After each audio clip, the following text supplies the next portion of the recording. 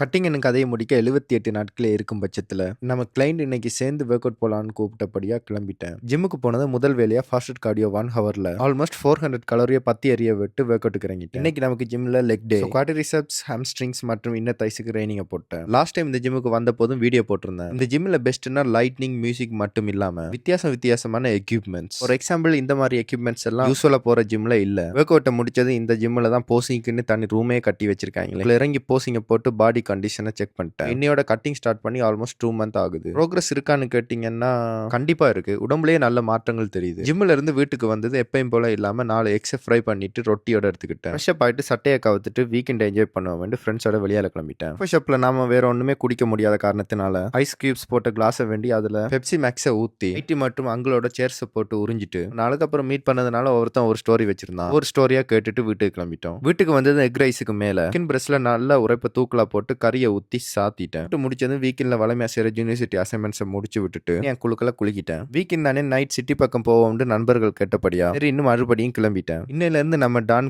கம்பி என்று அழைக்கப்படுவார். என்ன காரணம், என்ன கம்பி, ஏது கம்பின்னு பிறகு ஒரு நாள் பொறுமையா சொல்றேன். நான் மட்டும் இல்லாம இன்னொரு பேர் மாற்றமும் இருக்கு. பேர் மாற்றம் சொன்னாலும் இன்று முதல் சுரேட் அனில் குண்டே என்று அழைக்கப்படுகிறார். அனில் குண்டே. லைஃப் எவ்வளவுதான் பிஸியா டென்ஷனா இருந்தாலுமே இந்த மாதிரி ஃப்ரெண்ட்ஸ் இருந்தா எல்லாமே பேலன்ஸ் ஆயிடும். சிட்டிக்கு வந்தது குளிர்ல நடுங்கி வாக்கிங்க போட்டுட்டு வீட்டுக்கு கிளம்பிட்டோம். வீட்டுக்கு வந்தது காப்ஸ் இல்லாத மீல் எடுத்ததும் பையன் கதை க்ளோஸ். மீண்டும் நாளைக்கு காய்ஸ்.